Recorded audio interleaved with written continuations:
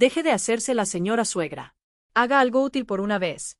Me callé, tragué las lágrimas y seguí barriendo.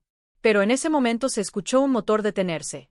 Mi hijo había llegado sin avisar y cuando me vio con la escoba en la mano y los ojos llenos de lágrimas, se quedó helado. Hay momentos en la vida que te parten en dos. Momentos donde el mundo se detiene y te das cuenta de que algo se rompió para siempre. Para mí ese momento fue un sábado cualquiera de marzo bajo el sol inclemente de las 11 de la mañana con una escoba vieja en las manos y el sabor amargo de la humillación en la boca. Me llamo Esperanza, tengo 67 años y la mujer que me gritaba como si fuera su empleada era mi nuera. Mi nuera me obligó a barrer la acera. Deje de hacerse la señora suegra. Haga algo útil por una vez. Yo callé. Tragué las lágrimas y seguí barriendo. Pero en ese momento se escuchó un motor detenerse. Mi hijo había llegado sin avisar y cuando me vio con la escoba en la mano y los ojos llenos de lágrimas, se quedó helado. Hay momentos en la vida que te parten en dos. Momentos donde el mundo se detiene y te das cuenta de que algo se rompió para siempre. Para mí ese momento fue un sábado cualquiera de marzo bajo el sol inclemente de las 11 de la mañana con una escoba vieja en las manos y el sabor amargo de la humillación en la boca. Me llamo Esperanza, tengo 67 años y la mujer que me gritaba como si fuera su empleada era mi nuera. Pero antes de que piensen que soy una de esas suegras amargadas que se quejan de todo, déjenme contarles algo.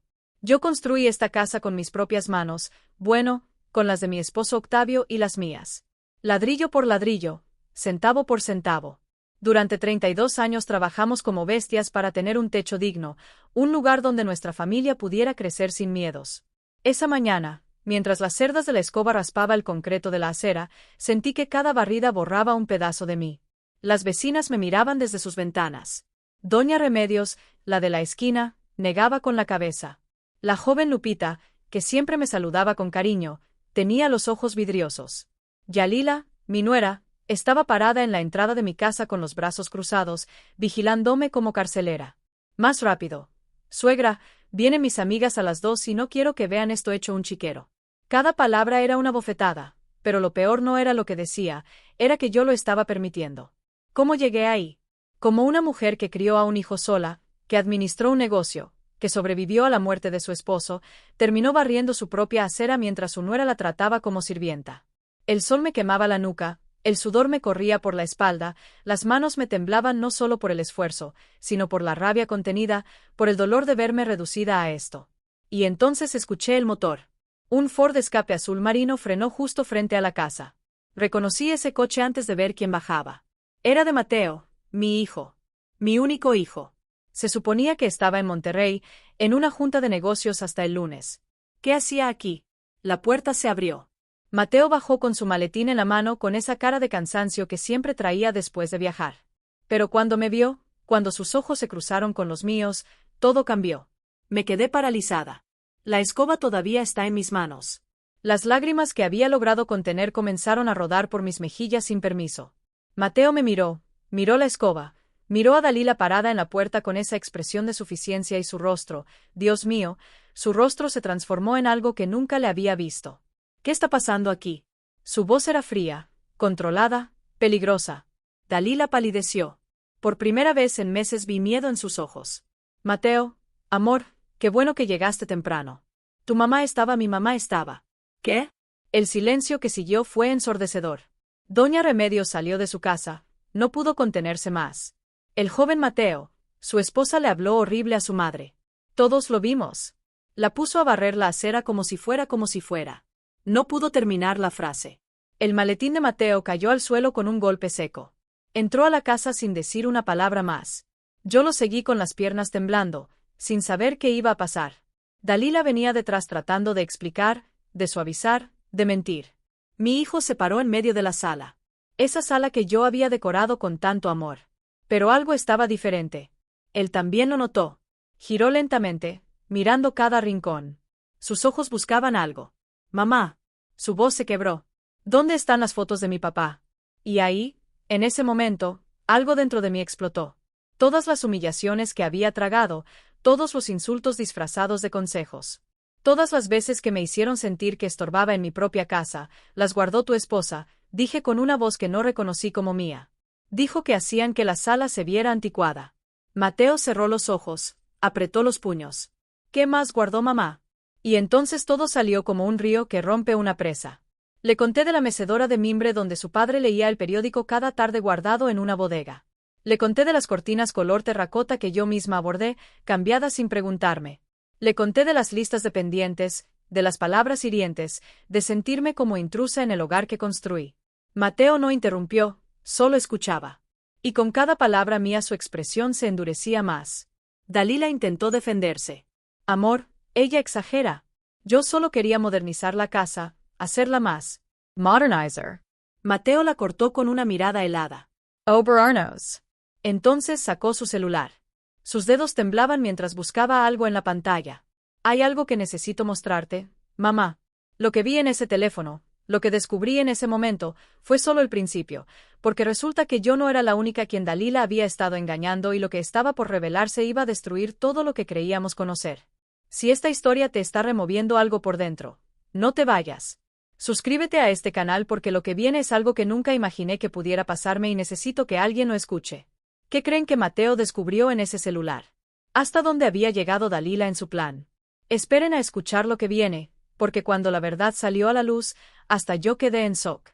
Antes de contarles lo que Mateo descubrió en ese celular, necesito que entiendan algo. Yo no siempre fui esa mujer asustada que barría ceras ajenas en su propia casa. Hubo un tiempo en que yo era fuerte, en que mis manos no temblaban, en que nadie, absolutamente nadie, se atrevía a faltarme al respeto. Esa mujer murió hace 12 años, un martes de octubre, cuando el corazón de Octavio se detuvo sin avisar. Estábamos desayunando. Él acababa de cumplir 58 años. Yo tenía 55. Llevábamos casados 33 años y todavía nos tomábamos de la mano cuando caminábamos por el parque. Todavía nos reíamos de chistes que solo nosotros entendíamos. Esa mañana preparé su café como siempre, bien cargado, con una pizca de canela. Él estaba leyendo el periódico, quejándose de la política como cada día. De repente dejó caer el periódico, me miró con una expresión extraña, abrió la boca para decir algo y se desplomó.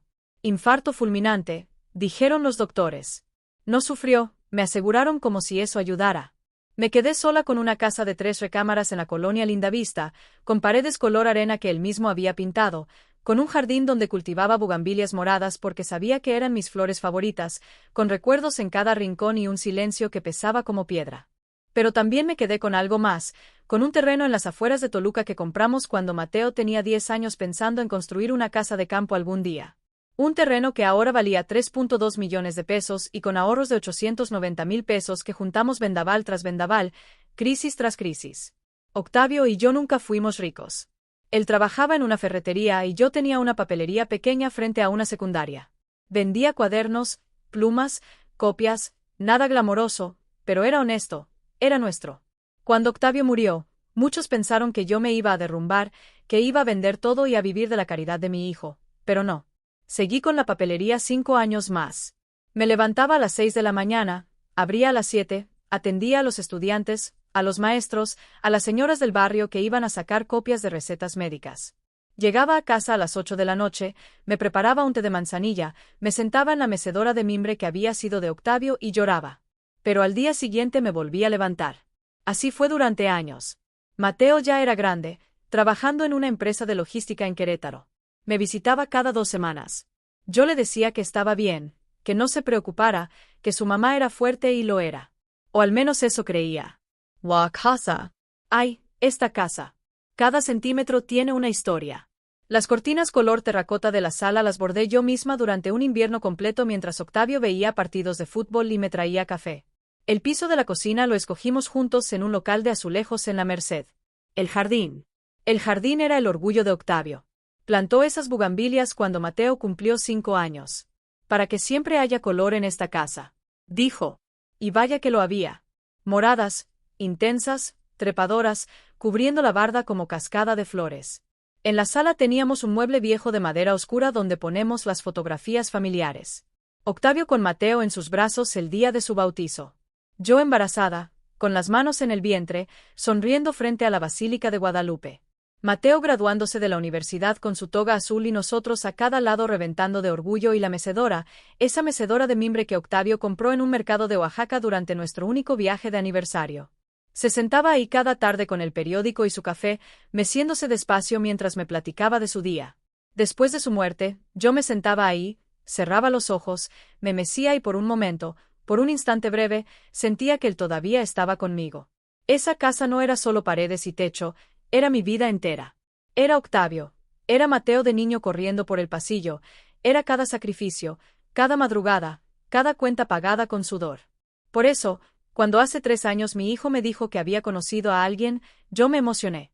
Mateo tenía 35 años.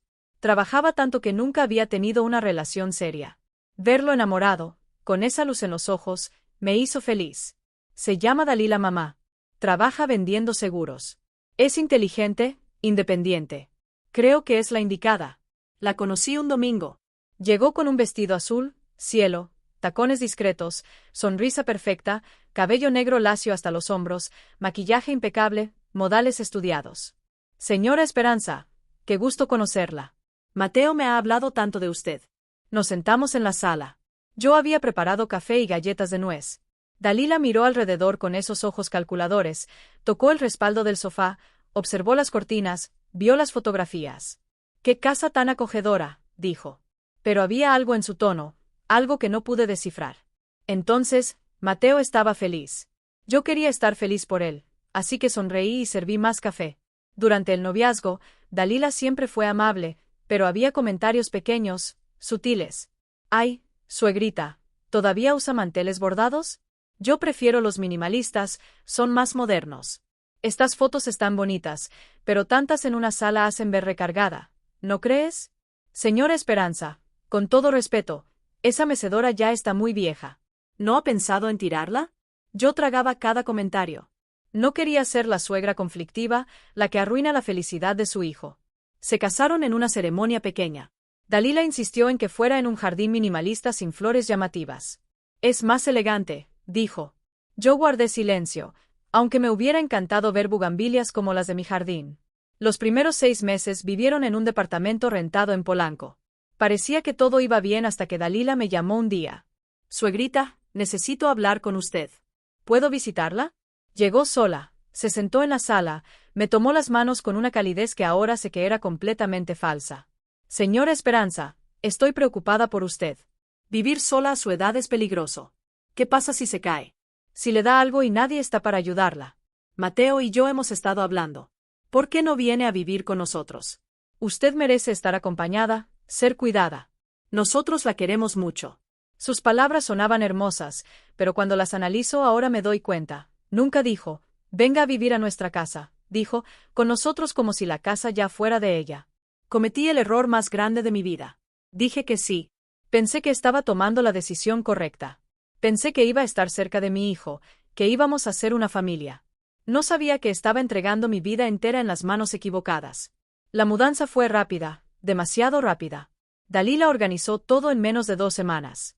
Contraté una empresa de mudanzas, empacé mis cosas sin preguntarme qué quería llevar y qué no. Cuando intenté protestar, me sonrió con esa dulzura venenosa que después aprendí a reconocer. «Ay, suegrita, no se preocupe por nada. Yo me encargo. Usted solo relájese». Relajarme como si desarraigar una vida entera fuera algo que se hace sin sentir nada. El día que cerré la puerta de mi casa por última vez, me quedé parada en el umbral durante varios minutos. Miré hacia atrás, el jardín con las bugambilias moradas, la ventana de la sala donde tantas veces vi pasar la vida, el portón verde que Octavio pintó el último verano que pasamos juntos. «¿Está segura de esto, mamá?», preguntó Mateo cargando la última caja. Quise decirle que no. Quise gritarle que me sentía como si me arrancaran el alma, pero vi la felicidad en sus ojos. Vi cómo Dalila lo abrazaba, cómo le susurraba algo al oído que lo hacía sonreír. «Sí, mijo, estoy segura». Mentira, la primera de muchas que me tragué. La casa de Mateo y Dalila era moderna. Paredes blancas, muebles minimalistas, todo en tonos grises y beige. Fría, impersonal, como una foto de revista donde nadie vive realmente. «Bienvenida a su nuevo hogar, suegrita», dijo Dalila abriendo los brazos en un gesto teatral. Me asignaron la recámara del fondo, la más pequeña, la que daba al patio de servicio, donde se escuchaba el ruido de las lavadoras de los vecinos y el ladrido constante de un perro que nunca dejaba de aullar. «Es la más tranquila», justificó Dalila. «Aquí no la va a molestar el ruido de la calle». Mis muebles no cabían. La cama de Octavio y mía, donde habíamos dormido más de 30 años, no combinaba con la estética de la casa. Se quedó en la bodega de un primo. La mecedora de mimbre terminó en el cuarto de cachivaches. Mis cortinas bordadas fueron reemplazadas por persianas verticales grises. Es que lo antiguo acumula polvo, suegra, y usted con su edad necesita espacios más higiénicos. Mi edad. Esa frase se convirtió en la excusa para todo. Los primeros días fueron confusos. Dalila se mostraba atenta. Me preparaba té, me preguntaba si necesitaba algo, pero había reglas no dichas que yo iba descubriendo a golpes. No podía mover nada del lugar. Cada cosa tiene su sitio, suegrita. No podía cocinar sin su permiso. Es que yo tengo un sistema, no se ofenda. No podía invitar a mis amigas. Avíseme con tiempo para tener la casa presentable. No podía sentarme en la sala si ella tenía visitas. Es que necesito privacidad con mis amigas, ¿entiende? Mateo trabajaba todo el día. Salía a las 7 de la mañana, regresaba a las 9 de la noche, llegaba cansado, cenaba rápido, se encerraba en su estudio a terminar pendientes. Los fines de semana dormía hasta tarde agotado. Yo casi no lo veía y cuando lo veía, Dalila estaba siempre presente. Al segundo mes empezaron las listas. Las encontraba en la mesa del comedor cada mañana, escritas con esa letra perfecta de Dalila, en hojas con membrete de su trabajo. Buenos días, suegrita. Hoy hay que lavar la ropa de cama, planchar las camisas de Mateo, sacudir toda la sala, preparar la comida para las 2 de la tarde, regar las plantas del jardín, limpiar los baños. Al principio pensé que era una sugerencia, un recordatorio amable. Pero cuando no terminé todo porque me dolía la espalda, Dalila llegó del trabajo con una expresión que no había visto antes. Suegra, ¿puedo hablar con usted? Me senté ya presintiendo lo que venía. Mire, yo entiendo que está acostumbrada a su ritmo, pero aquí las cosas funcionan diferente. Mateo y yo trabajamos todo el día. Ganamos el dinero que mantiene esta casa. Usted está aquí todo el día. ¿No le parece justo que colabore? Collabor. Qué palabra tan bonita para decir trabajar sin paga en una casa que ya no es tuya. Es que me dolía la espalda, Dalila. Tengo 67 años y, ay, suegra, mi mamá tiene 70 y no para. Es cuestión de actitud. Esa comparación se volvió constante. Su mamá, que era más joven que yo, pero más activa. Su mamá cocinaba mejor, su mamá no se quejaba. Empecé a cumplir las listas, no por gusto, sino porque el ambiente se volvía insoportable cuando no lo hacía. Dalila no gritaba. No era necesario. Su silencio era peor. Sus suspiros, sus miradas de decepción. Cuando Mateo preguntaba por qué la casa estaba descuidada, las amigas de Dalila visitaban la casa cada 15 días. Mujeres de su edad, elegantes, con bolsas de marca y risas escandalosas. Yo me refugiaba en mi cuarto cuando llegaban. Pero un día escuché mi nombre. ¿Y tu suegra? Ay, amiga, ni me hables. Es de las suegras de antes, ya sabes. Cree que todo debe ser como en su época. Risas. ¿Y qué haces con ella?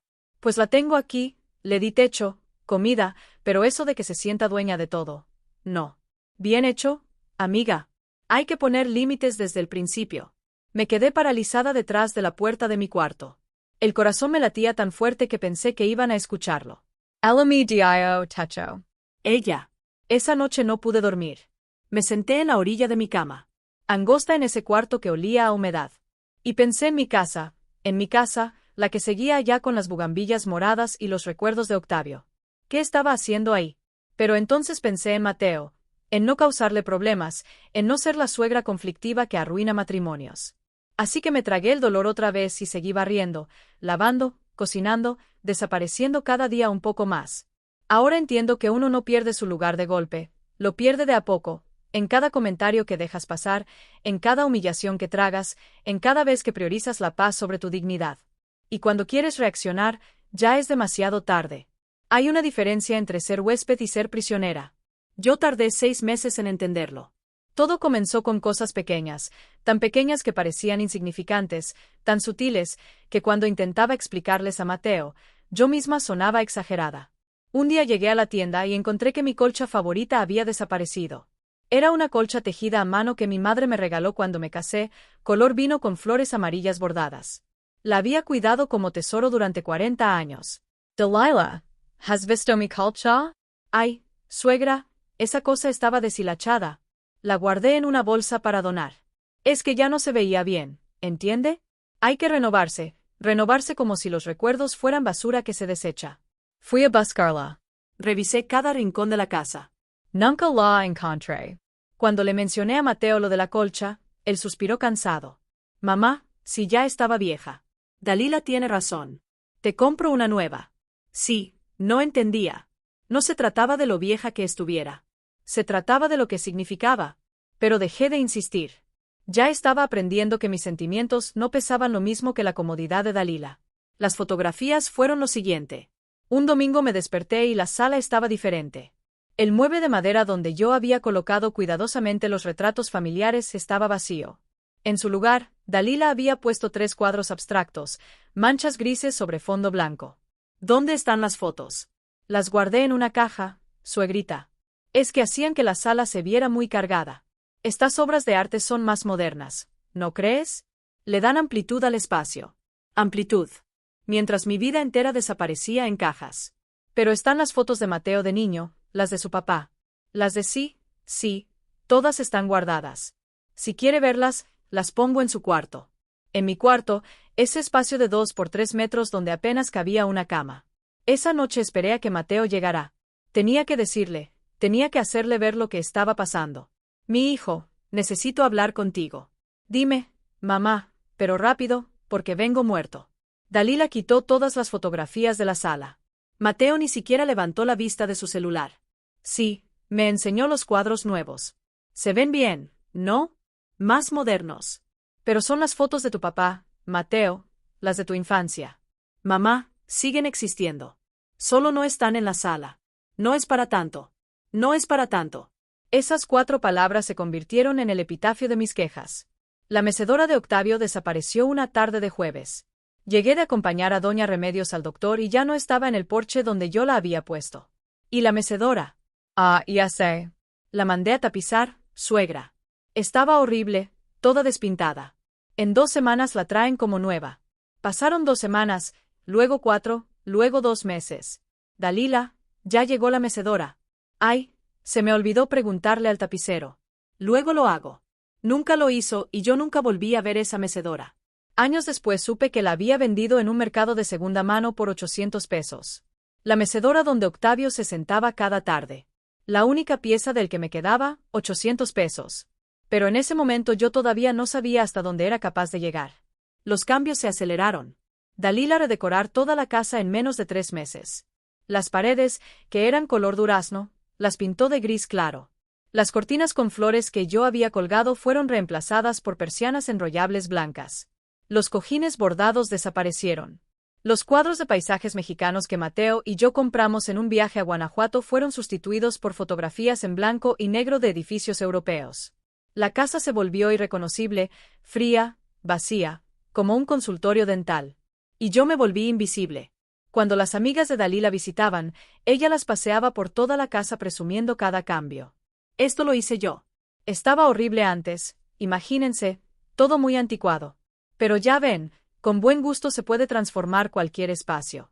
Yo escuchaba desde la cocina lavando los platos que ellas ensuciaba, preparando el café que ellas tomaban, limpiando las migajas que dejaban. Una de sus amigas entró a la cocina por más azúcar. Ay, ¿y tú quién eres? Me quedé helada. Llevaban 2 horas en la casa y ni siquiera sabían que yo existía. Soy la mamá de Mateo. Ah, qué rico tener ayuda en casa, ¿verdad? Ayuda.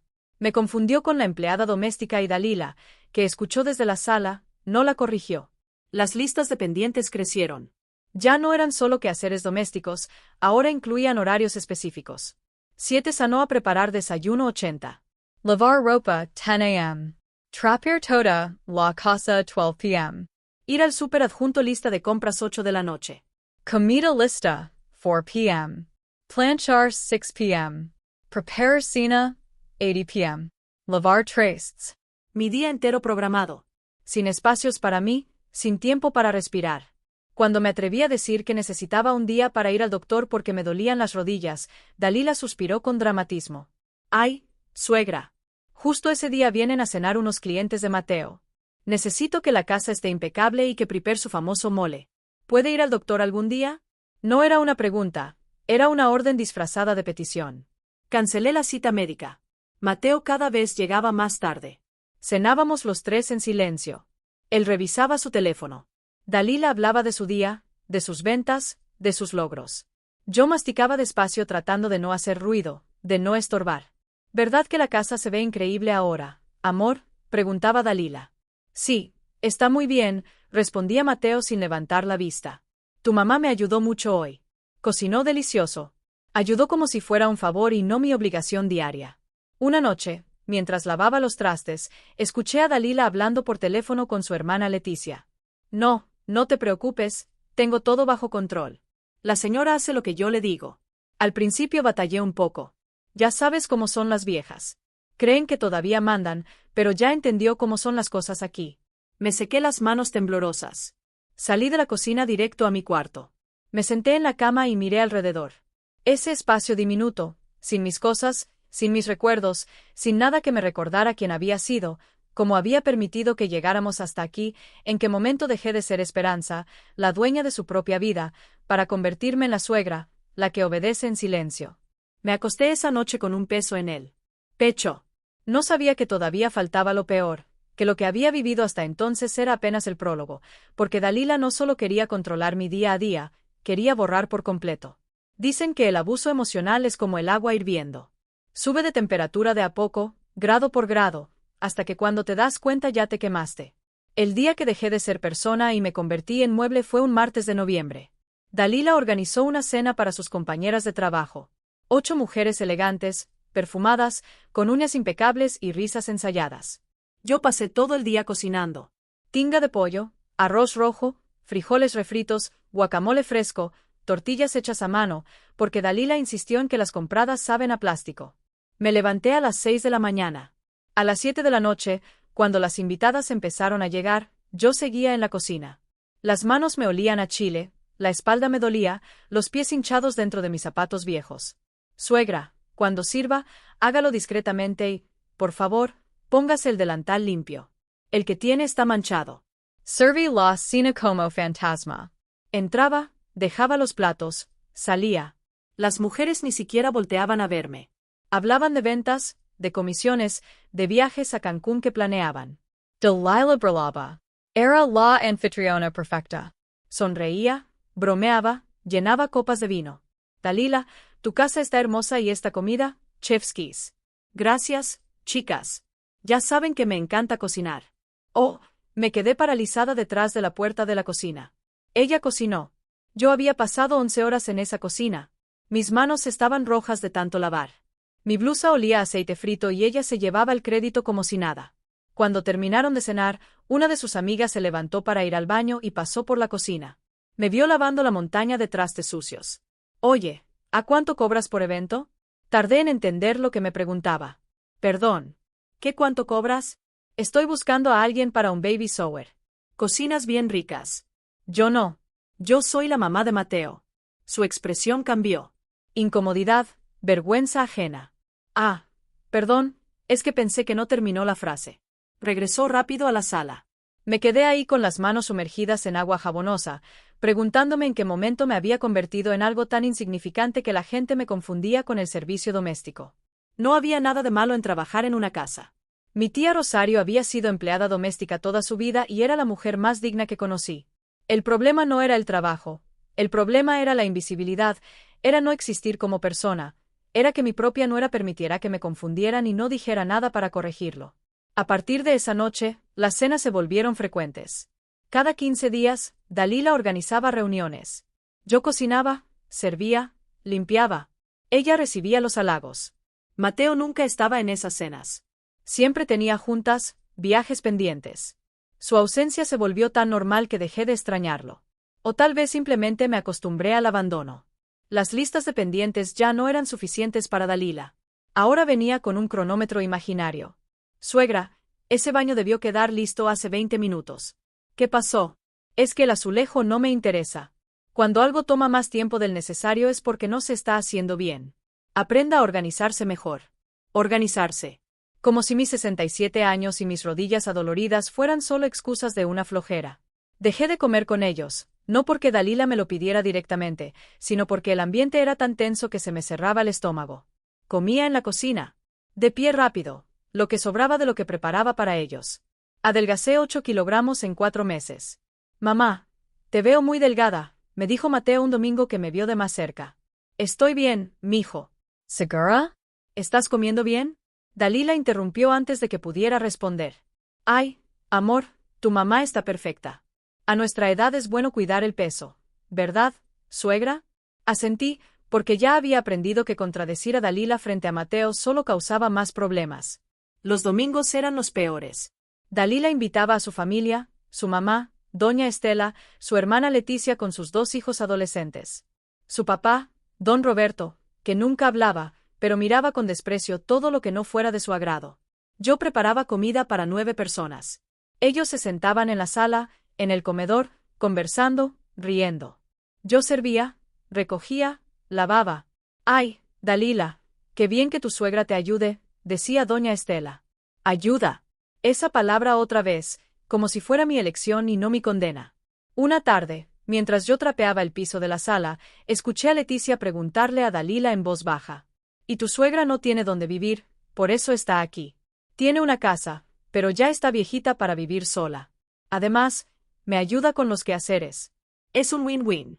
Win-win. Ganancia mutua, como si yo estuviera ganando algo más allá de humillaciones diarias. Mi única escapatoria era doña Remedios, mi vecina de toda la vida que ahora vive a 3 cuadras.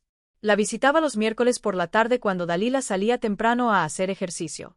Esperanza, cada vez te veo peor, me decía Remedios con esos ojos llenos de preocupación. ¿Qué te está haciendo esa mujer? Nada, Reme, solo estoy cansada. Eso no es cansancio, eso es tristeza. Te está consumiendo Remedios. Tenía razón, pero admitirlo en voz alta significaba aceptar que había cometido el peor error de mi vida. Una noche, revisando unos papeles en mi cuarto, encontré el título de propiedad de mi casa. La casa seguía siendo mía, la que había dejado cerrada esperándome. Pasé los dedos por el documento, por mi nombre escrito ahí. Esperanza Delgado, viuda de Mendoza. ¿Cuándo había dejado de ser esa mujer? ¿Cuándo había permitido que me redujeran a la suegra, la señora, la que ayuda? Guardé el documento. Pero esa noche soñé con mi jardín, con las bugambilias moradas, con la mecedora de Octavio, con las cortinas que yo misma bordé. Soñé con libertad y desperté en esa celda de 2 por 3 metros que ahora llamaban mi cuarto. Las cosas empeoraron cuando Dalila decidió que necesitaba remodelar el baño principal. Un gasto de 95,000 pesos. Es una inversión en la casa, le explicó a Mateo. Ludo plus valía la casa. Como si fuera de ellos, como si yo no existiera. Mateo aceptó sin dudar. Siempre aceptaba todo lo que Dalila proponía, pero yo en mi estupidez cometí un error. Mateo, ¿no crees que es mucho dinero? Tal vez podríamos. Mamá, Dalila sabe de estas cosas. Ella trabaja, entiende de inversiones. La mirada que Dalila me lanzó fue de triunfo puro, mensaje recibido. Yo no opinaba, yo no decidía, yo no importaba. Pasaron las semanas, los meses. Yo envejecía más rápido de lo normal. El espejo me mostraba a una mujer que no reconocía, ojos hundidos, piel opaca, hombros caídos. ¿Dónde estaba la esperanza que levantó un negocio? La que crió a un hijo sola. ¿La que sobrevivió a perder al amor de su vida? Esa mujer estaba muerta. O al menos eso creía yo hasta que llegó ese sábado de marzo, ese maldito sábado que lo cambió todo. El día que Dalila me entregó una escoba y me dijo que limpiara la acera. Y yo, Dios mío, obedecí. A veces uno no se da cuenta de que está en el fondo del pozo hasta que mira hacia arriba y no ve luz. Y entonces tienes 2 opciones, quedarte ahí o empezar a trepar aunque te sangren las manos. Era sábado, 22 de marzo, las 11 de la mañana. El sol caía como martillo sobre la Ciudad de México, uno de esos días donde el calor te derrita por dentro y el aire huele a tierra seca. Yo estaba en el jardín regando las plantas. Dalila había insistido en que plantara geranios rojos en lugar de las bugambilias que yo quería. Son más fáciles de mantener, dijo. Pero los geranios se veían tristes, como si supieran que no debían estar ahí. Estaba concentrada en el riego cuando escuché la puerta abrirse de golpe. ¡Suegra! El grito de Dalila me hizo soltar la manguera. El agua empezó a regar el pasto sin control. Salió con los brazos cruzados, el ceño fruncido, vestida con pantalones deportivos color rosa neón y tenis blancos recién estrenados. Acababa de regresar de su clase de spinning. Vio el desastre que hay en la acera. Levant la vista. Efectivamente, había hojas secas acumuladas frente a la casa. El viento de la noche anterior las había arrastrado del fresno del vecino. Sí, ahora las limpio. Ahorita ya son las 11. Los vecinos van a pensar que somos cochinos, que no cuidamos nuestras cosas, nuestras. Siempre ese maldito pronombre. Delilah, déjame terminar de regar. Y no, ahora entró a la casa y regresó con la escoba vieja. Me la lanzó, literalmente la aventó hacia mí. El palo me golpeó en el brazo. Deje de hacérsela, señora suegra. Se quedó parada frente a mí, más alta, más joven, más poderosa. Haga algo útil por una vez. Las palabras me atravesaron como cuchillos. Algo útil, como si todo lo que había hecho durante meses no contara. Como si mi vida entera de trabajo no significa nada. Sentí las lágrimas que mandóme los ojos, pero no iba a darle el gusto de verme llorar. Tomé la escoba, salí a la calle y empecé a barrer. El sol me quemaba la nuca, no me había puesto sombrero, no me había echado bloqueador. La blusa blanca que llevaba se me pegaba a la espalda por el sudor, barrida tras barrida. Las hojas se acumulaban en un montón. Mis manos temblaban, no de cansancio, de rabia contenida, de humillación pura. Dalila se quedó parada en la entrada de la casa, vigilándome con los brazos cruzados como capataz. Más rápido, suegra, vienen mis amigas a las 2 y no quiero que vean esto hecho un chiquero. Doña Remedios salió de su casa. Estaba a 3 casas de distancia, pero me vio. Se quedó paralizada. Conocía esa mirada. Era lástima mezclada con indignación. La señora Lupita, la joven que vivía en la esquina, pasaba con su bebé en la carriola. Aminoro al paso al verm. Sus ojos se abrieron con sorpresa, con tristeza. Buenos días, señora Esperanza, murmuró. No pude responder. Si abría la boca, iba a quebrarme. Don Jacinto, el vecino de enfrente, regaba su jardín. Cerró la llave del agua, me miró a Dalila, negó con la cabeza y entró a su casa. Todos me veían, todos sabían y yo seguía barriendo. Las lágrimas empezaron a caer silenciosas, calientes. No podía detenerlas. Resbalaban por mis mejillas, caían sobre el concreto, se mezclaban con el polvo. 67 años, toda una vida trabajando, criando, sobreviviendo, construyendo. Y ahí estaba barriendo la acera de mi propia casa mientras mi nuera me vigilaba como si fuera su sirvienta. Cada barrida era un pedazo de dignidad que se iba volando con las hojas secas. Eso es mejor, dijo Dalila con satisfacción. Entonces lo sentí. Un sonido familiar que me hizo levantar la cabeza. Un motor deteniéndose. Mi corazón se detuvo también. Era el Ford Escape azul marino de Mateo. No, no podía ser. Él estaba en Monterrey, en un congreso de logística. Regresaba hasta el lunes. Me lo había dicho el jueves por la noche antes de irse, pero ahí estaba su coche. Estacionados justo frente a la casa. El mundo se movió en cámara lenta. La puerta se abrió. Mateo bajó con su maletín de cuero café. Traía camisa blanca arrugada, la corbata floja, ojeras profundas, la cara de alguien que había manejado toda la noche. Sus ojos me encontraron y vi como algo se rompía en su expresión. Yo estaba ahí, su madre, con una escoba en las manos, lágrimas corriendo por la cara, el cabello suelto y despeinado, la ropa empapada de sudor. Barría la acera bajo el sol inclemente mientras su esposa me vigilaba desde la puerta. Mateo soltó el maletín, cayó al pavimento con un golpe sordo. ¿Qué está pasando aquí? Su voz era diferente. No la reconocí. Era fría. Peligrosa, controlada, pero a punto de explotar. Dalila palideció. Por primera vez en meses vi miedo real en sus ojos. Mateo, amor, qué sorpresa. No sabía qué está pasando aquí. Repetía la pregunta despacio. Cada palabra era una piedra cayendo. Tu mamá estaba ayudando con ayuda. Doña Remedios no pudo más. Salió de su casa con esa valentía que solo dan los años. El joven Mateo, su esposa le habló horrible a su madre. Todos lo vimos. La puso a barrer como si fuera Remedios. No pudo terminar. Se le quebró la voz. Lupita también se acercó todavía con el bebé en brazos. Es verdad, señor Mateo. Le gritó. Le aventó la escoba. Lleva ahí más de media hora bajo este sol. Mateo me miró, realmente me miró como si me viera por primera vez en meses. Vio las lágrimas, vio mis manos temblorosas aferradas a la escoba. Vio la postura de Dalila todavía en la puerta con esa expresión de quien fue descubierta en pleno crimen. No dijo nada más. Recogió su maletín del suelo, entró a la casa. Yo lo seguí. Las piernas apenas me sostenían. Dejé la escoba recargada en la pared. Dalila venía detrás ya con su voz de miel tratando de arreglar lo que acababa de romperse. Amor, déjame explicarte. Es que tu mamá no había limpiado y Mateo levantó la mano, un gesto simple que la cayó en seco. Se quedó parado en medio de la sala, esa sala que ya no reconocía, esa sala que Dalila había vaciado de todo lo nuestro. Giró lentamente. Sus ojos recorrían cada rincón buscando y entonces preguntó con una voz que nunca le había escuchado. Mamá, ¿dónde están las fotos de mi papá?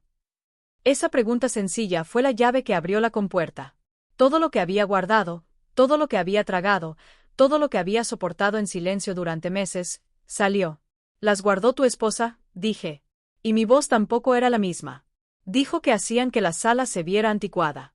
Mateo cerró los ojos, apretó los puños. ¿Qué más guardó mamá? Y entonces se lo conté todo. Todo. A veces hace falta que alguien te vea en tu peor momento para que finalmente te atrevas a mostrar la verdad, porque el dolor compartido se vuelve más liviano o al menos más visible. Las palabras salieron como río desbordado, como si llevaran meses represadas detrás de un dique a punto de colapsar. Le conté de la colcha tejida de mi madre que desapareció, de la mecedora de mimbre que nunca regresó del tapicero, de las cortinas bordadas que tiré a la basura sin mi permiso, de cómo cada pedazo de Octavio, cada recuerdo de nuestra vida había sido borrado sistemáticamente. Le conté de las listas interminables, de levantarme a las 6 para tener todo listo, de cocinar para sus cenas mientras ella recibía los aplausos, de comer de pie en la cocina porque ya no había lugar para mí en esa mesa. Le conté de sus amigas que me confunden con empleada doméstica, de doña Estela que preguntaba si yo no tenía dónde vivir, de Leticia que decía que era win-win tenerme ahí sirviendo. Mateo no interrumpir. Estaba sentado en el sofá gris que yo no había escogido. Las manos entrelazadas, los nudillos blancos de tanta presión, la mandíbula apretada. Dalila intentaba intervenir cada 2 frases. Eso no fue así, amor. Ella está exagerando. Yo nunca dije eso. Ella malinterpretó. Es que tu mamá es muy sensible, todo lo toma personal. Pero Mateo la ignoraba. Sus ojos estaban clavados en mí y en ellos vi algo que me partió el alma, culpa. Cuando terminé de hablar, el silencio fue aplastante. Mateo se frotó la cara con ambas manos. Se veía años más viejo que cuando había entrado. Mamá, yo no sabía. Lo sé, mi hijo. No, no me di cuenta de que lo sé. Se puso de pie, caminó hacia la pared donde antes estaban nuestras fotografías. Ahora había manchas grises abstractas colgadas con precisión milimétrica. ¿Dónde están?, preguntó sin voltear. En cajas, en la bodega, respondió Dalila con voz temblorosa. Tráelas, amor. Es que tráelas ahora. El tono no admitía réplica. Dalila salió hacia el cuarto de servicio donde estaba la bodega. La escuchamos mover cosas. Tardó varios minutos. Mateo aprovechó para acercarse a mí. Mamá, perdóname. No es tu culpa, Mateo. Tú trabajas tanto, no podías. Sí podía. Debí verte. Debí preguntarte. Debí. Se le quebró la voz. Debí defender a mi madre. Esas palabras me rompieron más que todas las humillaciones juntas. Dalila regresó arrastrando 2 cajas de cartón. Las dejó caer frente a Mateo con más fuerza de la necesaria. Él se arrodilló, abrió la primera y lo que vio lo dejó inmóvil. Las fotografías estaban ahí, pero no con cuidado. Estaban aventadas, algunas dobladas. El marco de nuestra boda tenía el vidrio roto. La foto de Mateo con su papá el día de su graduación estaba manchada de humedad. Mateo sacó una por una. Sus manos temblaban. Estos son mis recuerdos, murmuró. Mi infancia, mi papá, mi familia. Es que ocupaban mucho espacio, amor, y no combinaban con qué, Dalila. Con tus cuadros de manchas grises, con tu estética minimalista que borró toda mi historia. Fue la primera vez que le hablaba así. Dalila retrocedió como si la hubiera golpeado. Mateo siguió sacando cosas de las cajas. Encontró un rebozo verde olivo que había sido de la abuela de Octavio. Encontró un juego de tazas de Talavera que nos regalaron en nuestra boda. Encontró el reloj de pared con forma de gallo que papá compró en Oaxaca. ¿Ibas a tirar todo esto? No, yo solo necesitaba espacio ¿para qué? ¿Para poner qué? Dalila no respondió. Mateo cerró los ojos, respiró profundo. Cuando los abrió, había tomado una decisión. Sacó su celular. Mamá, hay algo que necesito mostrarte, algo que descubrí hace 2 semanas. Mis piernas volvieron a temblar. El tono de su voz me asustaba. ¿Quién es, mi hijo? Siéntate, por favor.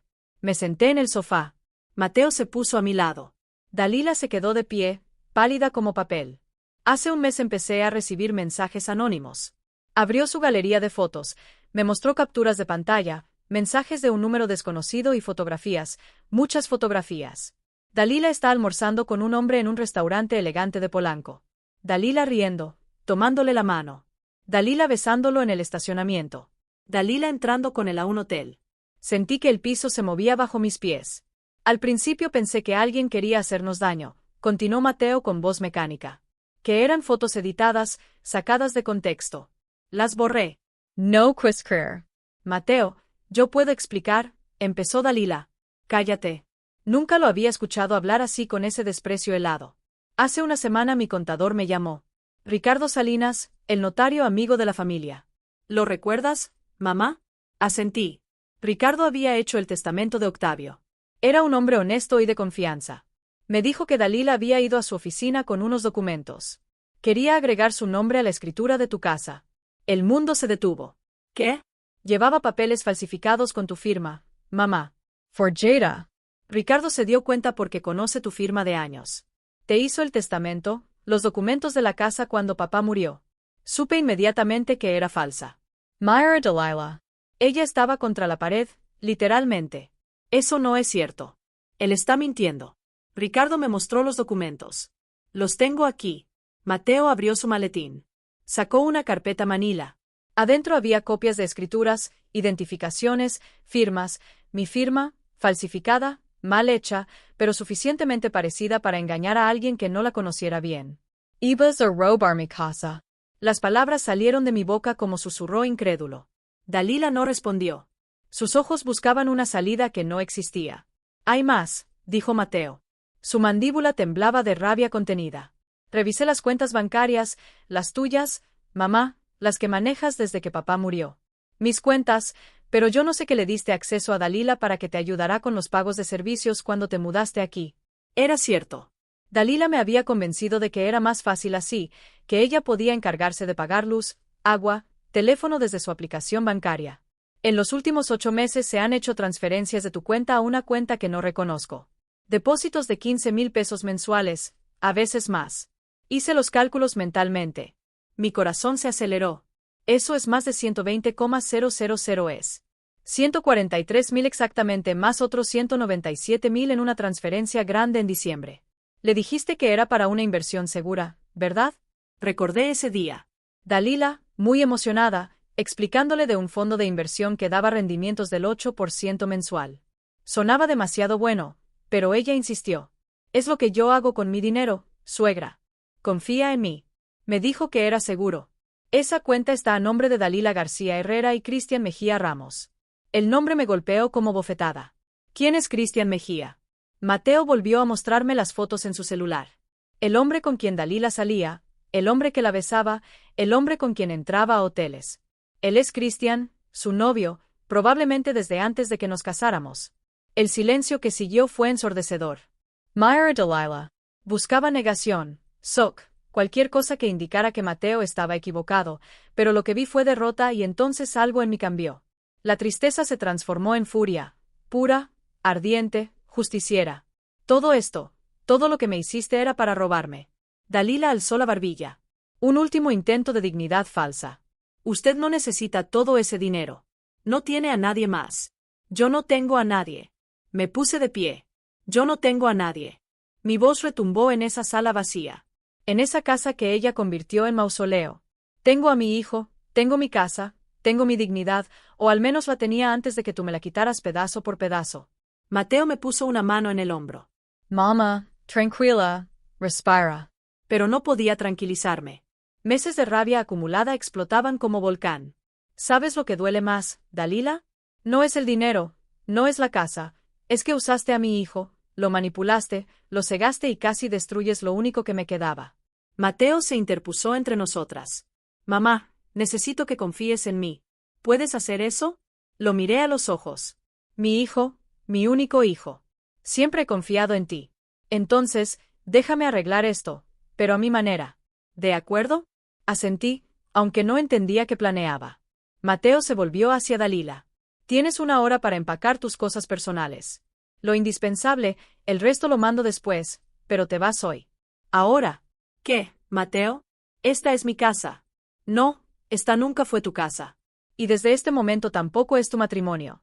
Dicen que la verdad duele, pero ¿saben qué duele más? Los años que perdiste creyendo en mentiras. Dalila se quedó congelada como si las palabras de Mateo no pudieran ser reales.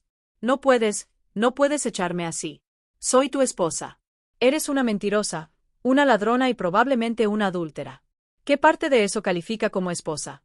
Mateo sacó su celular otra vez, marcó un número, puso el altavoz. Contestaren al segundo timbrazo. Licenciado Mateo, buenas tardes.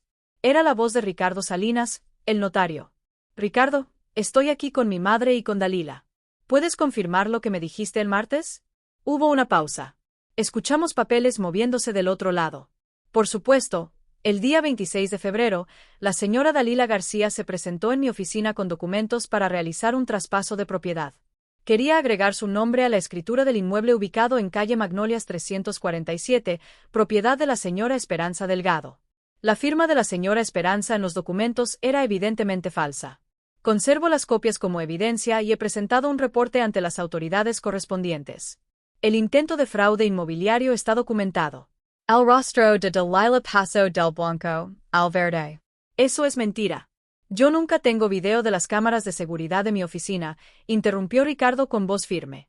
Llegó usted sola con los documentos ya preparados. Le expliqué que necesitaba la presencia física de la señora Esperanza y usted insistió en que ella le había dado permiso y que estaba muy enferma para salir.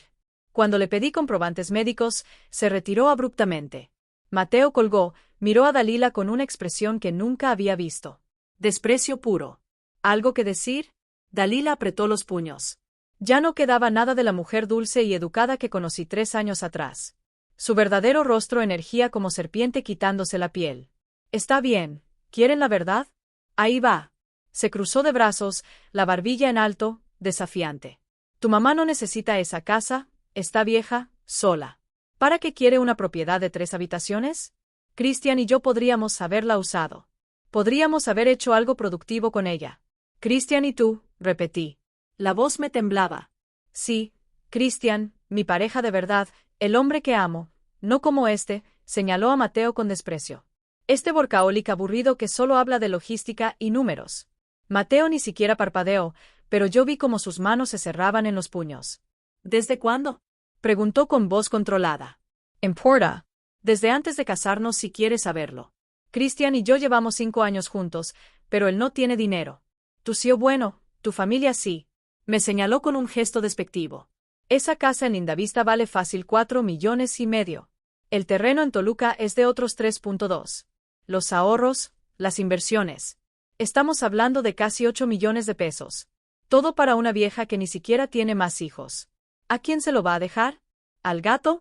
Cada palabra era una puñalada, pero curiosamente ya no me dolían porque finalmente veía con total claridad quién era esta mujer. Entonces todo fue por dinero. Dije, no era pregunta, obviamente. ¿Por qué me casaría con alguien como Mateo? ¿Por amor? Por favor, el amor no paga cuentas. No te compra el coche que quieres, no te lleva a Cancún 3 veces al año. Mateo seguía inmóvil, pero algo oscuro cruzaba su mirada. Los 340,000 pesos que transferiste de la cuenta de mi mamá, ¿dónde están?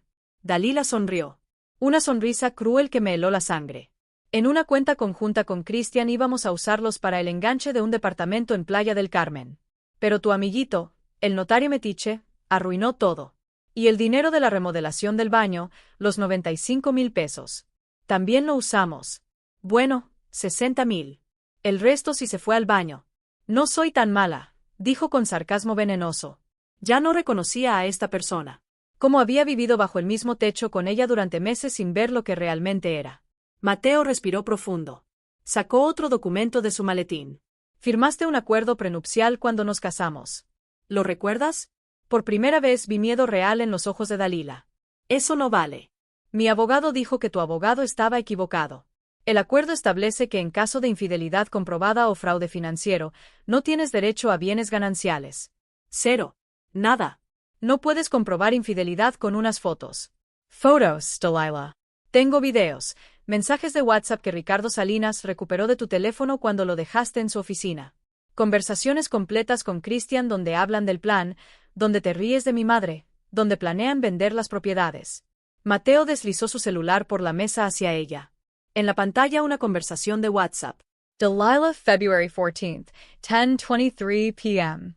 Ya casi está, amor. La vieja ya firmó los papeles del banco. No lee nada de lo que firma. Ja, ja, ja. Christian 14 FB 10:25 p.m. Y el hijo Dalila 14 febrero 10 y 26 de la noche. Más fácil todavía. Llega tan cansado que ni pregunta. Además cree que soy una santa. Christian February 14th, 10:28 p.m. ¿Cuánto falta? Delilah February 14th, 10:30 p.m. Dos meses máximo. Cuando tengamos la casa a mi nombre, la dejaré. Vendemos todo. Nos largamos a la playa. Con 8 millones podemos vivir como reyes. Sunny nauseous, literalmente. Tuve que sentarme antes de caer. Esto es, no encontraba palabras. Esto es intento de fraude, robo por confianza, falsificación de documentos y adulterio, dijo Mateo con voz mecánica. Y todo está documentado, grabado, con fechas, horas y testigos. Dalila intentó tomar el teléfono, pero Mateo lo retiró. Ni lo intentes, ya está todo respaldado. Copias en la nube con mi abogado, con Ricardo, con la policía. La policía. Presenté una denuncia formal el jueves, por eso regresé antes de Monterrey. No fui a ningún congreso. Fui a la Fiscalía General a presentar pruebas, a solicitar órdenes de restricción, a asegurarse de que no puedas acercarte a mi madre nunca más. El silencio que siguió fue absoluto. Dalila entendió finalmente que había perdido todo. Tienes una hora, repitió Mateo. Empaca tu ropa, tus cosas personales, nada de muebles, nada de electrónicos, nada que no sea tuyo y te largas. ¿Y a dónde voy a ir? No es mi problema. Llama a Christian, llama a tu mamá, llama a quien quieras, pero te vas. Dalila me miró entonces y en sus ojos vi algo que me sorprendió. Súplica. Señor Esperanza, por favor, dígale que no haga esto. Yo cometí errores, pero errores. La palabra salió de mi boca como veneno. Llamar errores a meses de humillación, a robar mi dinero, a intentar quedarte con mi casa, a usar a mi hijo como escalón. Me puse de pie. Caminé hacia ella. Nunca me había sentido tan alta. Te di mi confianza, abrí mi vida, dejé mi casa por ustedes y tú me convertiste en tu sirvienta. Me borraste, me robaste, me despojaste de todo, excepto de mi dignidad. Me detuve a centímetros de su cara. Y esa, mi hija, esa nunca pudiste quitársela porque no sabías dónde buscarla. Dalila retrocedió como si la hubiera abofeteado. Mateo consultó su reloj. 57 minutos. Dalila entendió que no había más que decir. Subió las escaleras hacia la recámara principal. La escuchamos aventar cosas, abrir cajones, llorar, pero ya no me importaba. Me senté junto a mi hijo, tomé su mano, la misma mano que sostuve cuando aprendió a caminar, cuando lo llevé a su primer día de escuela, cuando su padre murió y lloramos juntos toda la noche. Gracias, mijo. No me agradezcas, mamá. Esto es lo que debía hacer desde el principio. ¿Cómo supiste? Las fotos me las mandó doña Remedios. Me quedé helada. Remedios. Me escribió hace un mes. Me dijo que me buscara en Facebook porque tenía que hablar conmigo. Me contó todo, cómo te trataba Dalila, cómo te veía cada vez peor. Incluso me mandó fotos de ti limpiando, cocinando, sirviendo. Yo no le creí al principio. Pensé que exageraba, pero después empecé a investigar y encontré todo lo demás. Doña Remedios, mi vecina, mi amiga, la que nunca me abandonó. Ella contrató a un investigador privado con su propio dinero, continuó Mateo. Siguió a Dalila durante 3 semanas, consiguió las fotos con Christian. Documentó cada salida, cada mentira. Me lo entregó todo en un sobre Manila el martes pasado. Las lágrimas rodaban por mis mejillas, pero ahora eran distintas. Eran de alivio, de gratitud. Yo también tengo algo que contarte, mamá. El tono de Mateo cambió, se puso serio. ¿Quién es, mi hijo? Tu casa, la de Linda Vista, nunca la cerró realmente. ¿Qué quieres decir? Contraté a alguien para que la cuidara, para que regara las plantas, para que mantuviera todo como estaba. He pagado los servicios, todo. Mi corazón dio un vuelco. ¿Por qué? Porque siempre supe que ibas a regresar. A veces la justicia no llega cuando la esperas, llega cuando menos lo imaginas, en la forma que menos anticipas, de las manos que nunca pensaste. 45 minutos después, Dalila bajó las escaleras arrastrando 2 maletas grandes. Tenía los ojos rojos. El maquillaje corrido, el cabello despeinado. Ya no quedaba nada de la mujer perfecta y controlada que había sido mi verdugo durante meses. Mateo estaba de pie junto a la puerta con los brazos cruzados. Yo permanecía sentada en el sofá observando, testigo silenciosa del final de esta pesadilla. «Listo, ya me voy», dijo Dalila con voz quebrada. «Espera». Mateo levantó una mano. «Antes de que te vayas, hay algo más». Sacó una carpeta nueva de su maleta, la abrió sobre la mesa de centro. «Estos son los documentos de divorcio. Ya están preparados, firmados por mí. Solo falta tu firma». Dalila palideció aún más. «¿Ya tan rápido?» «Mi abogado los preparó el miércoles en cuanto confirmamos todo el fraude. Puedes firmarlos ahora o esperar a que te los entregue un actuario en tu nuevo domicilio. Tú decides». Dalila miró los papeles como si fueran serpientes venenosas. «Si firmo ahora, ¿qué obtengo?» Mateo soltó una risa seca sin humor. «¿Qué obtienes?» «Nada. Absolutamente nada. Eso ya te lo expliqué. El acuerdo prenupcial lo deja muy claro. Pero estuvimos casados 3 años. Debe haber algo. Hubo algo y lo robaste. Los 340,000 pesos de mi madre. Esos eran tuyos si hubieras sido honesta, si hubieras sido una buena esposa, una buena nuera, pero elegiste ser una ladrona». Las palabras de Mateo eran como sentencias frías, definitivas. «Dalila buscó mi morada. Una última vez. Señora Esperanza, si usted retira la denuncia, yo puedo devolver el dinero poco a poco». «Le juro que no». Mi voz sonó más firme de lo que me sentía por dentro. «No hay tratos, no hay negociaciones. Hiciste tu elección, ahora vive con las consecuencias». Me puse de pie. Caminé hacia ella despacio. Esta vez no temblaba, no lloraba. Estaba completamente entera. «¿Sabes qué es lo peor de todo, Dalila? No es lo que me hiciste a mí, es lo que le hiciste a él». Señalé a Mateo. «Él te amaba de verdad. Trabajaba como burro para darte la vida que querías. Regresaba cansado, pero siempre te preguntaba cómo estaba tu día. Te respetaba, te admiraba. Y tú lo usaste como escalera, como banco, como tonto». Dalila bajó la mirada. «Eso es algo que nunca vas a poder reparar, porque el amor que destruyes no regresa y el respeto que pierdes no se recupera». Tomé los documentos de la mesa, se los puse en las manos. «Firma y vete antes de que cambie de opinión y pida que te arresten a ti mismo». Dalila tomó la pluma con manos temblorosas. Firmó cada página sin leer. Sabía que había perdido cualquier poder de negociación. Cuando terminó, Mateo tomó los documentos, los revisó rápidamente, los guardó en su carpeta. «Una cosa más», dijo antes de que ella tomara sus maletas. Sacó su teléfono otra vez, abrió su aplicación bancaria, le mostró la pantalla. «Acabo de congelar todas las cuentas conjuntas. Bloqueé tus tarjetas de crédito vinculadas a mi nombre. Cancelé tu seguro del coche que yo pagaba. Removí tu acceso a cualquier servicio o plataforma que estuviera bajo mi nombre». Dalila abrió los ojos con pánico. «Pero, ¿cómo voy a ese problema?» «Llama a Christian. Seguro él te ayudará con todo ese amor verdadero que se tienen». El sarcasmo en su voz era cortante como navaja. Dalila tomó sus maletas, abrió la puerta, se detuvo en el umbral. «Esto no se va a quedar así. Voy a pelear. Voy a hacerlo». La interrumpió Mateo. «Por favor, hazlo porque tengo muchas más pruebas que no he mostrado. Videos de seguridad, mensajes, testimonios. Y cada vez que pelees, cada vez que intentes algo, voy a presentar más evidencia hasta que no solo pierdas el divorcio, sino que termines en la cárcel por fraude». Se miraron durante 5 segundos largos. Dalila salió sin despedirse, sin voltear atrás. Escuchamos sus pasos alejándose por la acera, el ruido de las maletas rodando sobre el pavimento, el sonido de un coche arrancando y luego silencio. Mateo cerró la puerta, se recargó contra ella, cerró los ojos y entonces se derrumbó. No lloró, pero su cuerpo entero temblaba.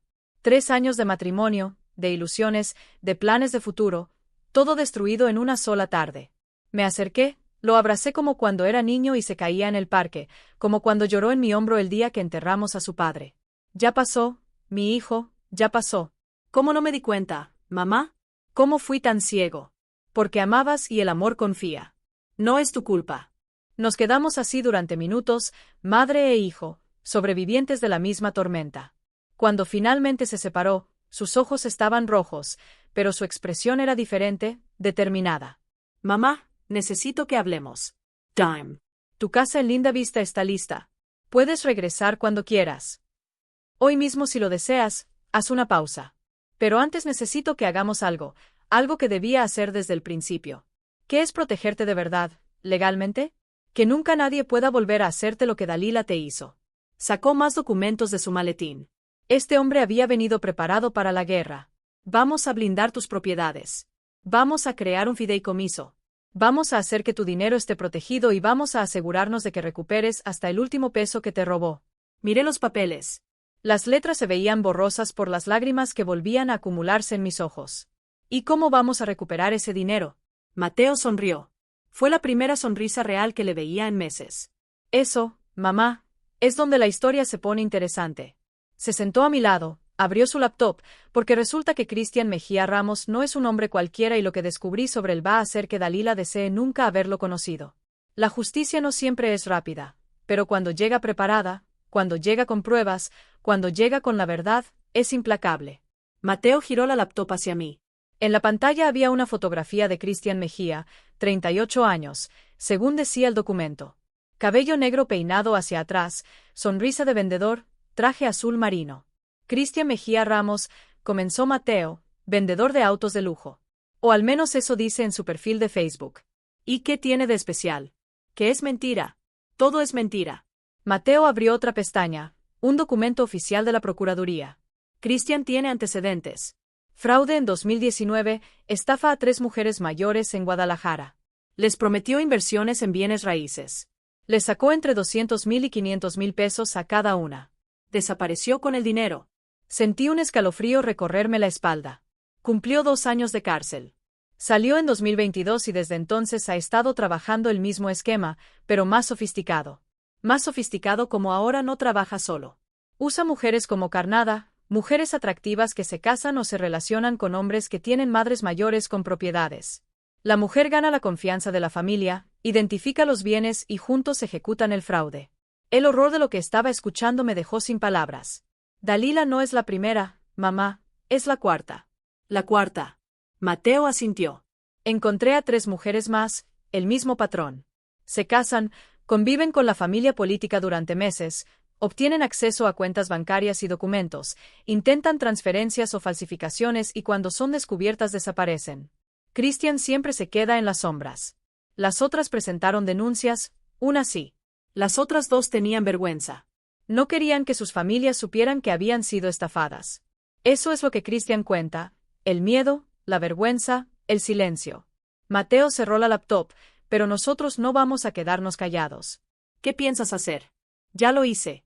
Contacté a las otras víctimas. Les compartí toda la evidencia que tengo. Ellas aceptaron testificar. Con 4 casos documentados, la fiscalía ya tiene suficiente para una investigación seria. Me recargué en el respaldo del sofá. Mi mente apenas procesaba todo. Pero hay más, continuó Mateo. La cuenta donde Dalila deposita tu dinero, la rastreamos y tiene 890,000 pesos. Me incorporé golp. ¿Qué? Pero ella solo me robó 340,000. Exacto. El resto es de las otras víctimas. Cristian y Dalila se estaban juntando para su gran escape, el departamento en Playa del Carmen, la vida de lujo, todo financiado con dinero robado. ¿Podemos recuperarlo? Ya lo estamos haciendo. Mi abogado presentó un recurso de aseguramiento de bienes. Un juez congeló la cuenta el viernes. Ni Dalila ni Cristian pueden tocar ese dinero. Por primera vez en meses sentí algo parecido a esperanza. Y ahora, esperamos. El proceso legal tarda, pero con toda la evidencia que tenemos es seguro. Vas a recuperar tu dinero con intereses cada peso. Mateo tomó mis manos. Pero eso no es todo. Hay algo más que quiero hacer. Abrió otra carpeta, esta vez con documentos diferentes. Quiero que vayamos con un notario mañana mismo, que blindemos legalmente tus propiedades, que nadie nunca pueda volver a intentar quitarlas.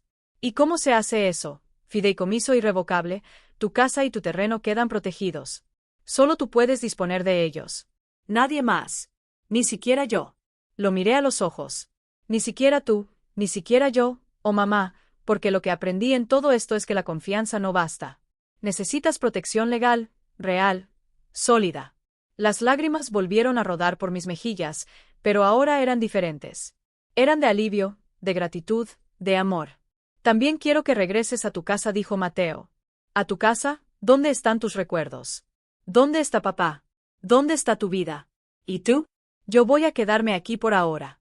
Necesito vender esta casa, cerrar este capítulo, pero te visitaré cada fin de semana como antes, como debe ser. ¿No quieres que me quede contigo? Mateo negó con la cabeza. No, mamá. Tú mereces tu espacio, tu libertad, tu paz. Durante meses te quité todo eso sin darme cuenta. Y ahora de que lo recuperes. Me abrazó fuerte como no lo hacía desde que era niño. Perdóname por no verte, por no escucharte, por no protegerte. Ya basta, mi hijo. Ya pasó. No, no pasó y voy a pasarme el resto de mi vida compensando. Nos quedamos así, madre e hijo sobrevivientes. Afuera, el sol comenzaba a ponerse. La luz dorada entraba por las ventanas de esa casa que nunca fue mía, que nunca quise que fuera mía. Y por primera vez en meses respiré profundo porque sabía que mañana iba a despertar en mi cama, en mi casa, rodeada de mis recuerdos, porque la pesadilla había terminado, o al menos eso creía, porque lo que descubriría en los siguientes días me enseñaría que la justicia no solo se trata de recuperar lo que te quitaron, se trata de asegurarte de que nunca puedan volver a hacerlo. Cuando tocas fondo, solo hay dos caminos: quedarte ahí o empezar a subir. Y yo ya había pasado demasiado tiempo en la oscuridad. Part 11. El día del juicio familiar. El lunes por la mañana, Mateo y yo fuimos al notario. Ricardo Salinas nos recibió en su oficina con un abrazo fuerte. Era un hombre de 60 años de traje gris impecable y mirada honesta.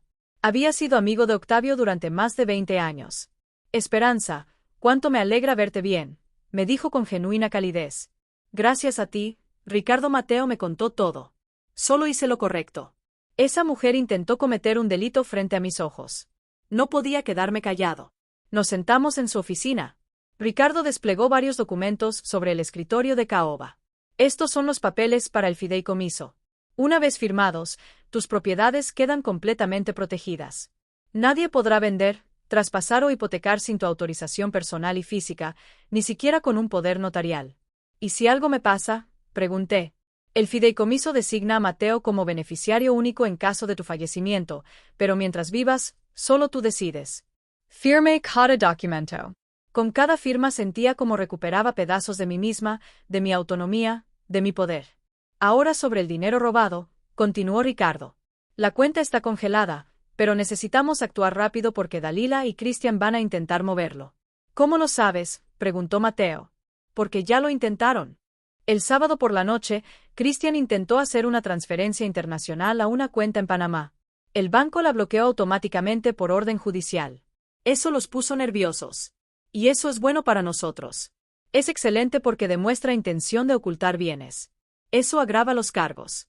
Ricardo sacó otro sobre. Este era más grueso. Además, tengo algo más.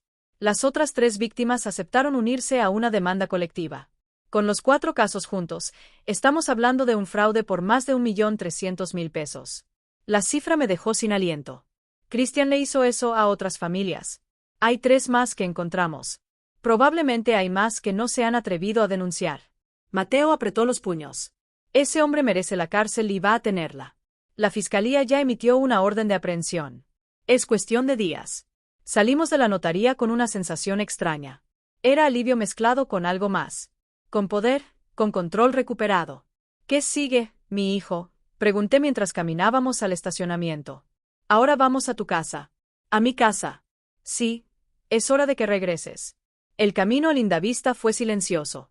Yo miraba por la ventana viendo pasar las calles familiares, el parque donde Mateo jugaba de niño, la panadería donde Octavio compraba pan dulce cada domingo, la papelería que había sido mía.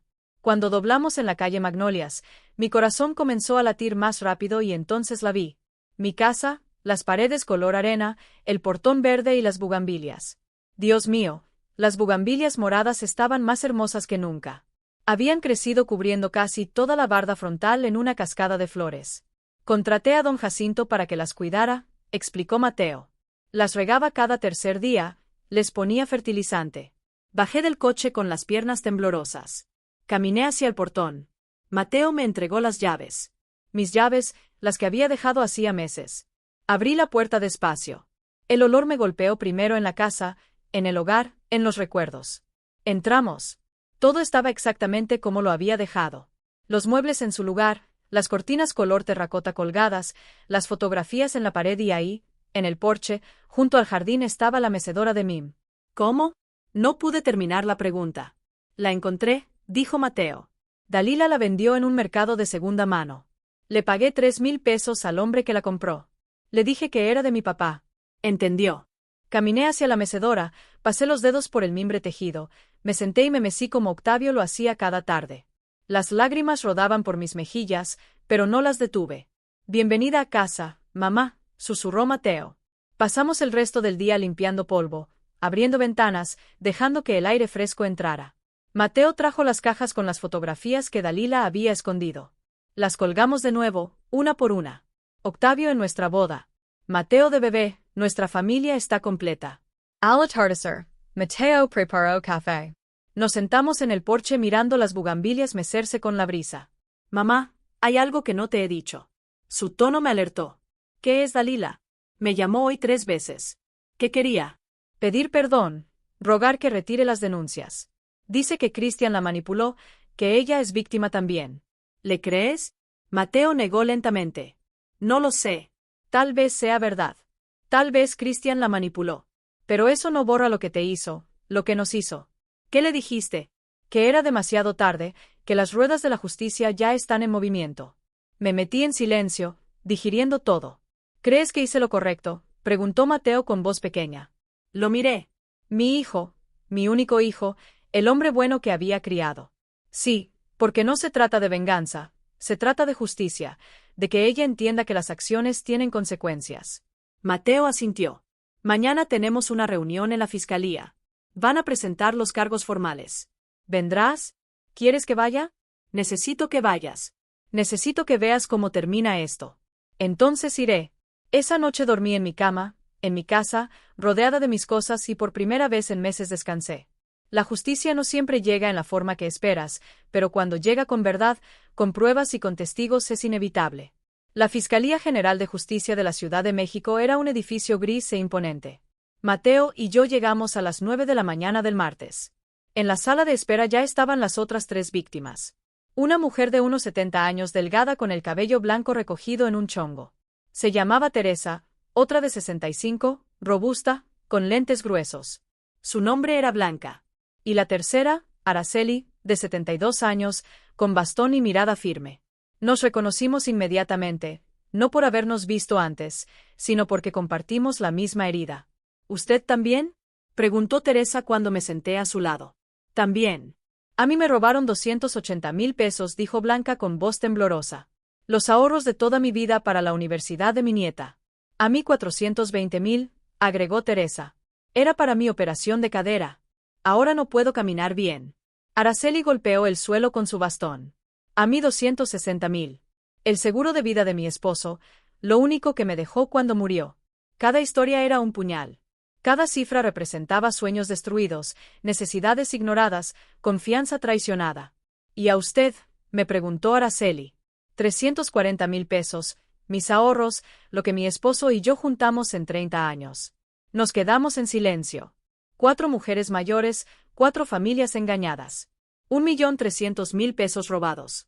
La puerta se abrió. Salió una licenciada joven con carpetas en las manos. Señoras Esperanza Delgado, Teresa Morales, Blanca Ramírez, y Araceli Soto. Todas asentimos. Soy la agente del Ministerio Público encargada de su caso. Pasen, por favor. Entramos a una sala de juntas. Había una mesa larga con sillas de plástico. En una esquina hay una cámara de video grabando. Primero que nada, quiero agradecerles por venir. Sé que no es fácil, comenzó la licenciada. Tenemos suficiente evidencia para procesar tanto a Cristian Mejía Ramos como a las 4 mujeres involucradas, incluyendo a Dalila García Herrera. ¿Dalila también?, pregunté sorprendida. Por supuesto, ella no fue víctima, fue cómplice. Las pruebas lo demuestran claramente. La licenciada desplegó documentos, fotografías, impresiones de mensajes. Cristian y Dalila se conocieron hace 6 años en un curso de ventas. Desde entonces han trabajado juntos en al menos 7 casos. Ustedes 4 son los que pudimos documentar, pero creemos que hay más. ¿7 familias?, preguntó Blanca incrédula. Mínimo. Cristian tiene un método. Identifica a hombres profesionistas de clase media, preferiblemente con madres viudas que tengan propiedades. Dalila u otra mujer se acerca al hombre, inicia una relación, se casa o se muda con él, gana la confianza de la familia y cuando tiene acceso a cuentas y documentos ejecuta. Teresa comenzó a llorar en silencio. El dinero lo transfieren a cuentas conjuntas. Esperan algunos meses y luego intentan transferirlo al extranjero antes de desaparecer. ¿Intentan?, preguntó Mateo. Sí, porque esta vez no lo lograron. Gracias a que el notario Ricardo Salinas alertó a tiempo y el señor Mateo actuó rápido. Congelamos todo antes de que pudieran moverlo. La licenciada sonrió por primera vez. Los 890,000 pesos que están en la cuenta bloqueada van a ser devueltos. A cada una proporcionalmente, según lo robado, más daños y perjuicios. Blanca dejó escapar un sueño de alivio. ¿De verdad, vamos a recuperar nuestro dinero? Sí. No todo de inmediato. El proceso tarda entre 3 y 6 meses, pero van a recuperarlo. Por primera vez sentí que podía respirar completo. ¿Y ellos, Cristian y Dalila?, preguntó Araceli. Cristian ya tiene orden de aprehensión. Lo buscamos activamente. Dalila está cooperando. Cooperando. La licenciada asintió. Vino sola. Pidió un trato. Ofreció declarar contra Cristian, entregar evidencia, testificar a cambio de una sentencia reducida. Sentí una mezcla de emociones, rabia, incredulidad y algo parecido a lástima. ¿Y van a aceptar?, preguntó Mateo con tono duro. Depende de qué tan útil sea su testimonio, pero incluso contrató va a enfrentar cargos, probablemente 2 años de prisión y reparación del daño. 2 años por destruir vidas, por robar sueños, por traicionar la confianza. Y Cristian insistió, si lo atrapamos con los antecedentes que tiene y los nuevos cargos, está viendo entre 8 y 12 años sin posibilidad de reducción. La reunión duró 2 horas más. Firmamos declaraciones, respondimos preguntas, compartimos evidencias.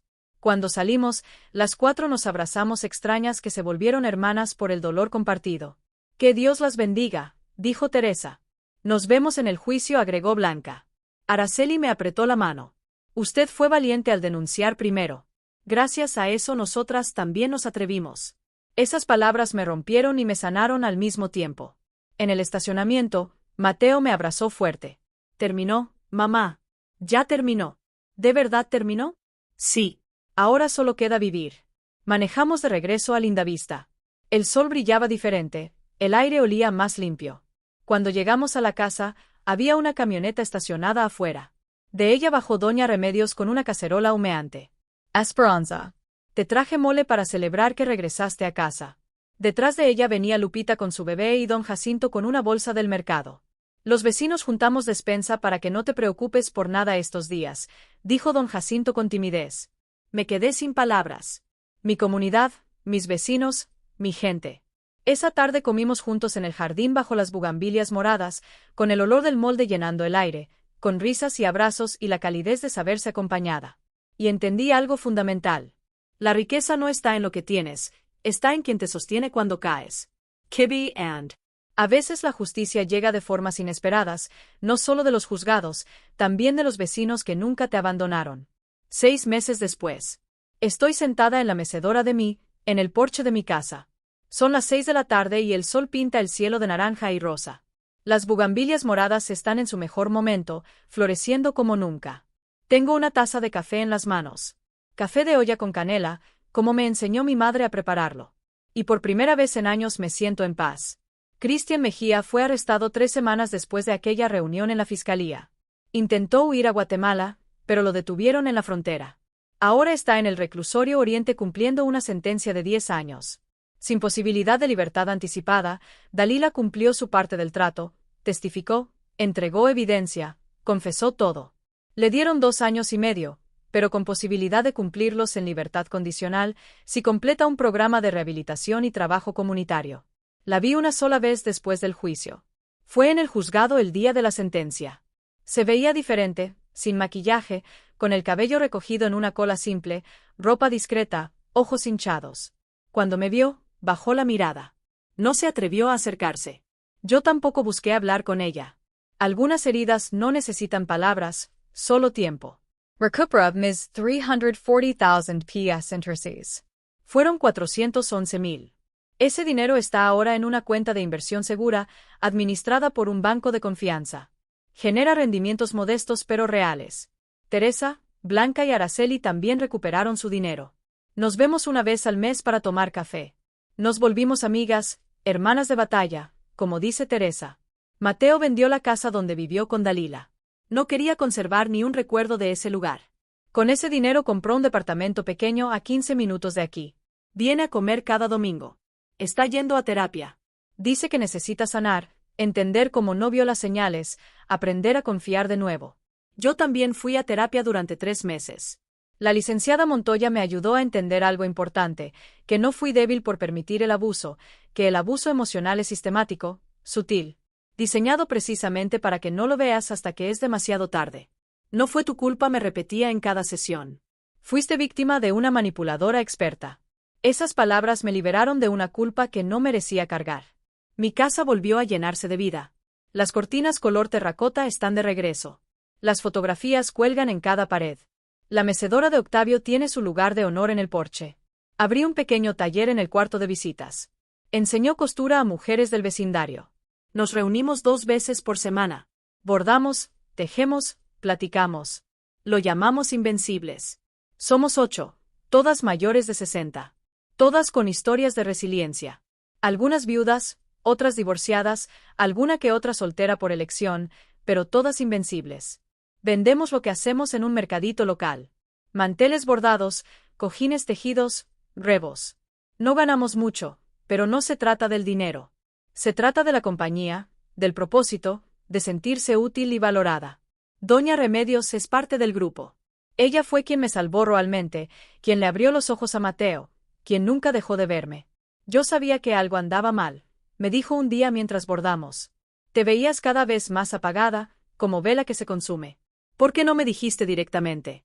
Porque no me hubieras creído. Cuando estás en medio del abuso, no puedes verlo. Necesitas que alguien de afuera te muestre el espejo. Tenía razón. El terreno en Toluca sigue siendo mío. Mateo me sugirió venderlo para tener más liquidez, pero decidí conservarlo. Tal vez algún día construya esa casa de campo que Octavio y yo soñábamos.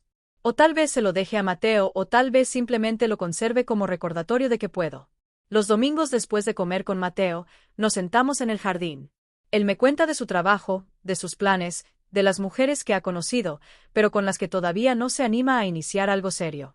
Dale tiempo, mijo. El corazón sana a su propio ritmo. ¿Y tú, mamá, ya sanaste? La pregunta me toma por sorpresa cada vez que la hace. Estoy en eso cada día un poco más. Y es verdad, hay días buenos y días difíciles. Días donde me siento fuerte y días donde el recuerdo de esos meses oscuros me golpea sin avisar. Pero incluso en los días difíciles sé algo que antes no sabía. Sé que puedo sobrevivir. Sé que soy más fuerte de lo que pensaba. Sé que merezco respeto, dignidad y amor. Y sé que nunca, nunca más voy a permitir que alguien me haga sentir menos de lo que soy. Esta tarde, mientras me meto en la mecedora de Octavio, pienso en todo el camino recorrido, en la mujer que fui, en la mujer que casi pierdo, en la mujer que soy ahora y sonrío porque la verdadera justicia no fue ver a Dalila condenada, no fue recuperar mi dinero, no fue siquiera regresar a mi casa. La verdadera justicia fue recuperarme a mí misma. Asen. A veces pienso en ese día con la escoba, en las lágrimas que caían sobre el pavimento, en la humillación que me rompió, pero también me despertó porque una cosa aprendí. Nunca es tarde para defender lo que construiste. Nunca es tarde para recordarles a todos quién eres. Y nunca, nunca es tarde para barrer, pero solo la basura que no te pertenece. La dignidad no se regala, no se negocia, no se mendiga, se defiende. Y yo, Esperanza Delgado, viuda de Mendoza, de 67 años, finalmente aprendí a defender la mía. Fin. Si esta historia tocó algo en tu corazón, si te hizo reflexionar sobre la dignidad, el respeto y el valor de defenderte, déjame tu comentario. Cuéntame desde dónde nos estás viendo y si conoces a alguien que necesite escuchar esto, compártelo. Dile like, suscríbete al canal y activa la campanita para más historias de vida real que nos recuerdan que nunca es tarde para recuperar lo que es nuestro.